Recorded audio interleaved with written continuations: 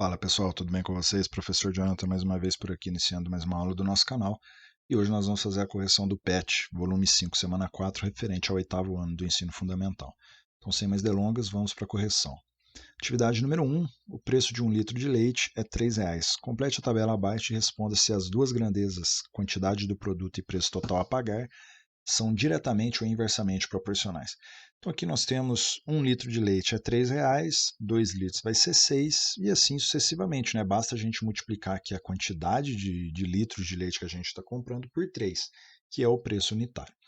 E aí pergunta se elas são grandezas diretamente proporcionais ou inversamente proporcionais. Como que a gente faz para saber se são diretamente proporcionais ou inversamente proporcionais? A gente analisa os números, ó. Enquanto essa linha está aumentando os valores, a de baixo também está aumentando os valores, né? E a de baixo está em função da de cima. Ou seja, enquanto uma aumenta, a outra aumenta, então elas são diretamente proporcionais. A mesma coisa seria se elas diminuíssem, né? Se a primeira diminuir e a segunda também diminuir, então elas são diretamente proporcionais. Inversamente proporcional vai ser quando uma aumentar e a outra diminuir.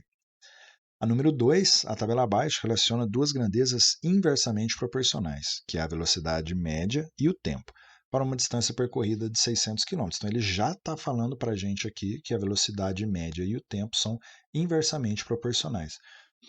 E aí, nós temos uma tabelinha aqui, né? Se eu andar 20 km por hora, eu demoro 30 horas para chegar em determinado lugar.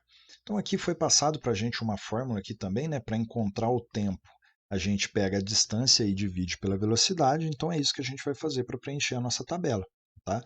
A nossa distância, o que é a distância que a gente tem que percorrer? 600 km. Então vou fazer 600 dividido por 30, que vai dar 20. 600 dividido por 40, que vai dar 15, e isso até completar a nossa tabela. Vamos lá.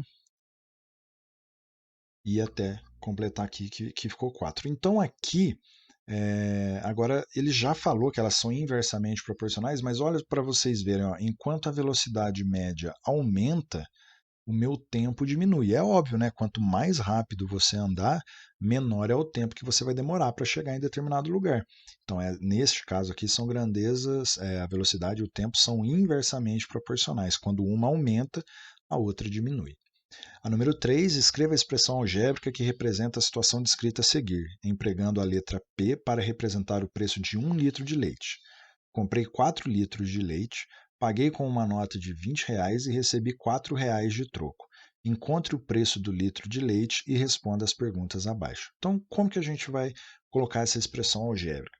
R$ 20 menos 4 vezes que eu multipliquei a, o preço, né, de 1 litro de leite, esse P seria o preço, então R$ 20 menos 4 vezes P resultou em um troco de R$ 4.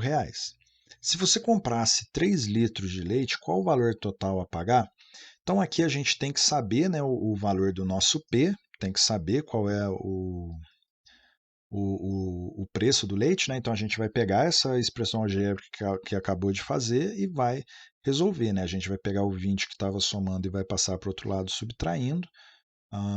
Agora a gente vai pegar esse menos 4 que estava multiplicando e também passar dividindo, né, para o outro lado, e aí fica menos 16 dividido por menos 4, que dá 4. Ou seja, o preço do leite é exatamente R$ 4. Se eu comprar 3, eu vou pagar 12. Quanto você deveria receber de troco ao pagar a compra com uma nota de R$ 20? Se ficou em 12, né, então seriam R$ 8. Considerando x a quantidade do produto e y o preço total a pagar, preencha a tabela abaixo. Então aqui eu tenho, ó, y é igual a 4x e o x vale 0. Então eu simplesmente vou trocar o x por 0. Então vai ficar 4 vezes 0, 0 é o que eu vou colocar no valor de y, né? Ficaria aqui y igual a 0. A mesma coisa eu vou fazer substituindo o x por 1, que vai ficar 4, substituindo x por 2, que vai dar 8, substituindo por 3 vai dar 12 e substituindo por 4 vai dar 16. Marque os pontos x e y obtidos na tabela acima no plano cartesiano apresentado a seguir. Una os pontos e responda: as duas grandezas, quantidade do produto e preço total a pagar, são diretamente ou inversamente proporcionais. Vamos colocar nossa tabelinha aqui, né, para facilitar a marcação dos nossos pontos. O primeiro ponto que a gente vai marcar é o 0 e 0, 0 de x e 0 de y. O segundo ponto, 1 de x e 4 de y, né? Opa, então seria aqui, né? 2 e 8, 3 e 12 e 4 e 16. Agora a gente vai unir esses pontos, né? E a gente tem que responder agora, essas grandezas são diretamente ou inversamente proporcionais? É muito óbvio, né? Quanto mais leites eu comprar, maior é o preço que eu vou ter que pagar. Então, quando um aumenta, o outro também aumenta. Número 4. Um veículo, viajando a uma velocidade constante de 120 km por hora, gasta 3 horas em determinado percurso. Considerando que a velocidade de deslocamento seja constante, qual seria a sua velocidade se o tempo gasto nesse mesmo percurso fosse de 6 horas? Então, aqui a gente vai ter que fazer o seguinte. Vamos pegar, é falado para a gente aqui que a velocidade dele é de 120 km por hora e ele gasta 3 horas. Então, qual que é a distância que ele percorreu? A distância é a velocidade vezes o tempo, né? Então ele percorreu aqui 360 quilômetros.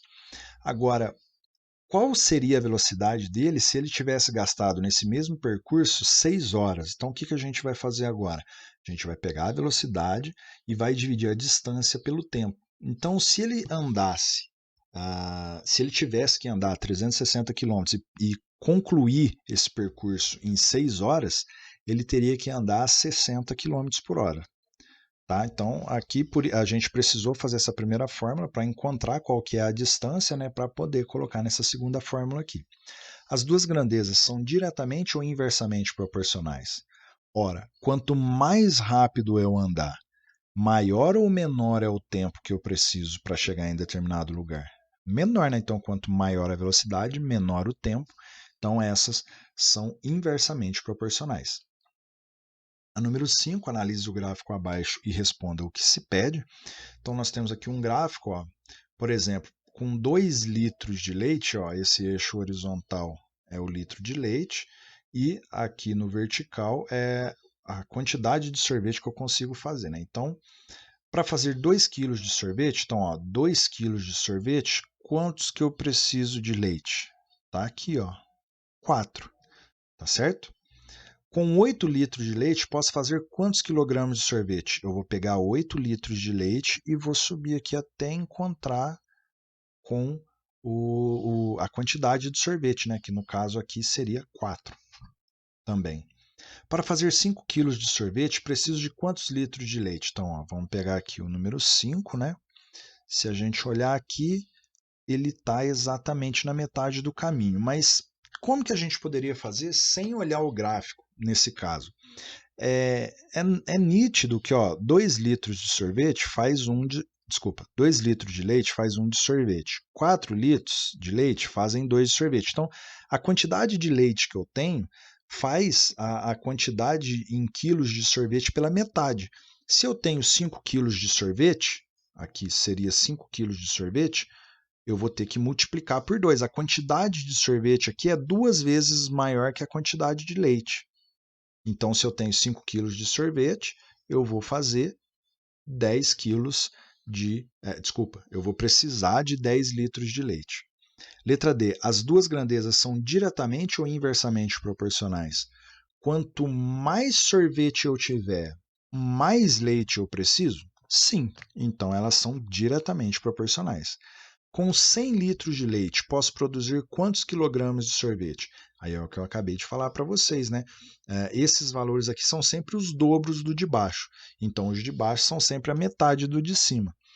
Olha lá, 10 litros de leite, 5 quilos de sorvete. Ou seja, é só eu pegar a quantidade de leite, dividir por 2, eu vou saber quantos quilos de sorvete eu tenho. Se eu tenho 100 litros de leite, eu vou dividir por 2, vai totalizar aí, então 50 quilos de sorvete.